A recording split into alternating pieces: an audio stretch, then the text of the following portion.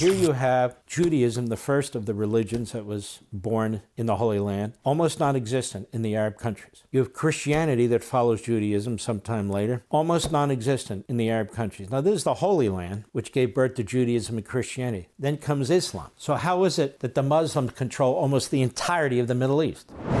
Now, it's not just governments or political entities and political parties. You have individuals who lead these efforts, who promote these efforts. We have this guy, Mahmud Khalil.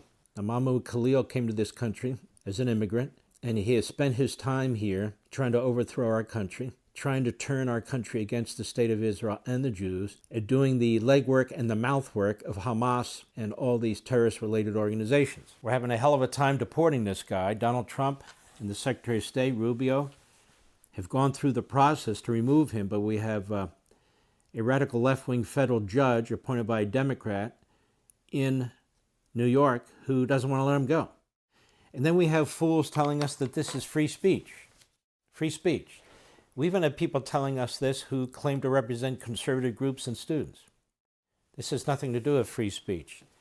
You're an immigrant, you came into the country and you lied about your purposes and intentions, and that is deportable under federal immigration law, which is constitutional. It's that simple. So we have a judge here who has kept Mahmud Khalil from being deported by the Trump administration, says we could not avoid the surprise attack and mass murder, rape of October 7 because Israel was ignoring Palestinians in the Abraham Accords. So we're going to decapitate them, burn them alive, take them as hostages and starve them to death because we were ignored. Let's take a listen at this from our friends at Breitbart News. Go. October 7th happens. What do you think that day? At that day, I was at the cinema with my wife, Noor, here, like in Lincoln Center. And when I left the cinema around like 12:30 a.m., I started to receive all these notifications. And to me, it felt frightening that we had to reach this moment. You know what? I'll bet he was ecstatic. The Palestinians were cheering. The Arab world was cheering. This guy is a hardcore radical Islamist. He was frightened. He wasn't frightened. I guarantee you he was ecstatic. Go ahead. In the Palestinian struggle. And I remember I didn't sleep for a number of days, and Noor was very worried about like just my health. And it was heavy. Like I still remember, like I was like, this couldn't happen. And what do you mean we had to reach this moment? What moment is this?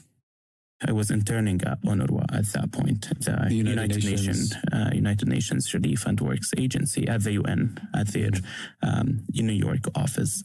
And as part of my internship, my research and work was focused on... Chris, he hasn't said a word yet, more than halfway in, about the monstrous acts of inhumanity that were unleashed on these people.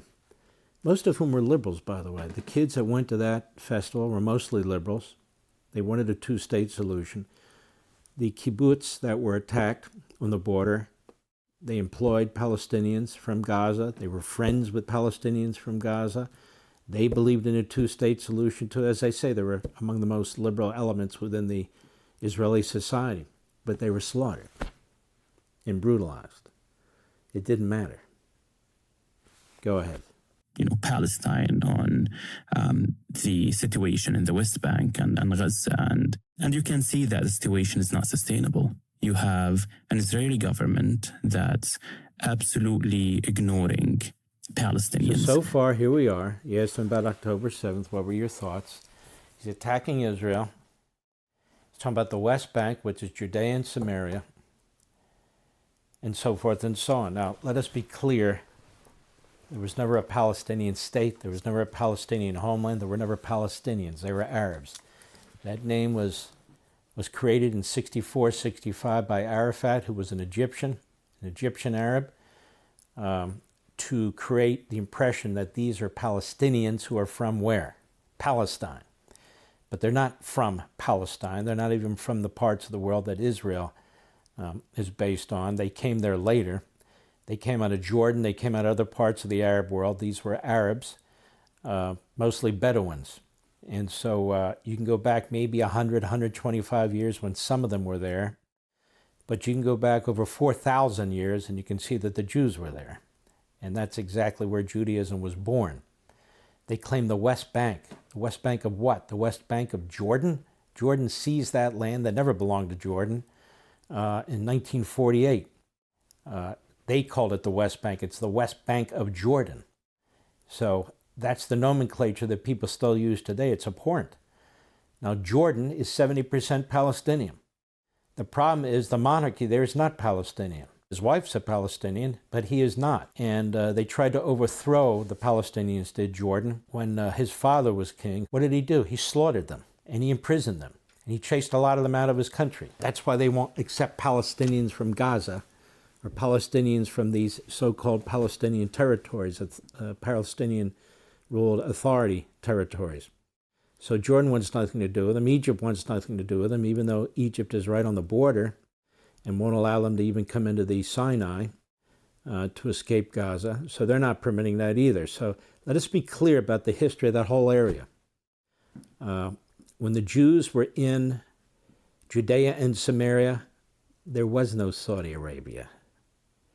In fact, most of these countries were concoctions. They were created. Notice the borders have these straight lines. That's somebody sitting down and drawing a map. This tribe, which became Saudi Arabia and the monarchy, this tribe will control this.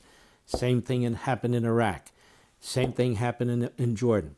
UAE, Bahrain, these are pretend countries. I'm just being honest with you. They were just created out of whole cloth. You can go right through a number of these. But the Palestinian cause was never a cause. Palestinian is a word that has been seized and used to describe Arabs, mostly Bedouins, who settled in that area. You won't find them in the Bible. You won't find them in the Old Testament or the New Testament. Now, conversely, where are all the Jews that were in these Arab countries? Now, the Jewish faith came well before the Muslim faith. The Christian faith came well before the Muslim faith, but after the Jewish faith, obviously. So where are all the Jews? They're almost non-existent. Wow. Where are all the Christians? They're almost non-existent, except in Egypt, where the Coptic Christians are constantly brutalized and killed and discriminated against and so forth and so on. So here you have Judaism, the first of the religions that was born in the Holy Land, almost non-existent in the Arab countries. You have Christianity that follows Judaism sometime later, almost non-existent in the Arab countries. Now, this is the Holy Land, which gave birth to Judaism and Christianity. Then comes Islam. So how is it that the Muslims control almost the entirety of the Middle East? But, you know, they got to have Israel, too. They've got to have the so-called West Bank, this tiny little piece with all these Arab countries around it. You get the point, that it really has nothing to do with anything, this so-called two-state solution. And the Palestinians, they had their state, and that apparently was the problem. And just so you folks understand, Gaza is on the Mediterranean Sea. Gaza is a beautiful part, or was, of the Middle East. 2 million people. Small area, but there is several million who once lived on a little island, you may have heard of it, called Hong Kong. That was probably the most prosperous, mile from mile, property, society on the face of the earth until the Communist Chinese destroyed it. Okay, Gaza was one of the most beautiful places, right there in the Mediterranean, until Hamás destroyed it. So they had their two states. It's just a lie. They don't want two states. They just want to destroy the state of Israel. And so this guy is a mouthpiece for all of this. Go ahead. They are trying to make that deal with Saudi. Ignoring Palestinians. The West has poured trillions into the Middle East to help the Palestinians. In fact, several of the Palestinian leaders are billionaires. The leaders of Hamás are billionaires. The leaders of the Palestinian Authority, Abbas as an example, is extraordinarily wealthy. His entire family is wealthy. His friends are all fat. They run these things like the mob. They run the economy like the mob. And they keep refugees purposely, so they can bring the photographers in for the West, for the New York Times, the Washington Post, the BBC. They can bring photographers in to say, look at this over here. They've done this in Gaza too, they did. Look at this over here. Our people are starving. Look what's happening. As the money keeps flowing in from the UN, from the West, and everybody else. Nobody ever asks, where the hell is this money going? Where's it going? So nobody's been ignoring them. It's an amazing thing. We have the Abraham Accords, where Arab countries sat down with the Israelis and they have arrangements and so forth. I don't know how many deals were put on the table with the Palestinians, and thank God they didn't accept any of them. One of them included giving them a substantial percentage of Jerusalem. What a fool some of these people were. Ehud Barak, the biggest of the fools, who's trying to topple Netanyahu for the last 7 years. But go. And just happy about their Abraham Accord without, looking at Palestinians as if Palestinians are not part of the equation. Why? Why do the Palestinians have no part of that equation? Because they're terrorists. They're run by terrorists anyway. And they've taken surveys. If there was an election among all the Palestinians today, you know who would win? Hamas. So the Arab countries really want nothing to do with Hamas and the Palestinians except for Qatar, which uses them for terrorist purposes. Go ahead. And they circumvent the Palestinian question. And it's clear, it's becoming more and more violent. Funny, he was asked about October 7th, and he's never seemed to get there, has he? He's never seemed to get there, has he? Go ahead. By October 6th, over 200 Palestinians were killed by Israeli forces. 200 Palestinians were not killed by Israel on October 6th. What a liar.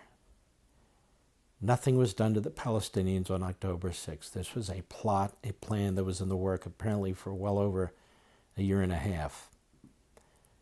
It had nothing to do with what the Israelis were doing to Palestinians. Go ahead. And settlers, over 40 of them were children. So that's what I mean by unfortunately we couldn't avoid such a moment. See, so October 7th could not be avoided, could not avoid such a moment.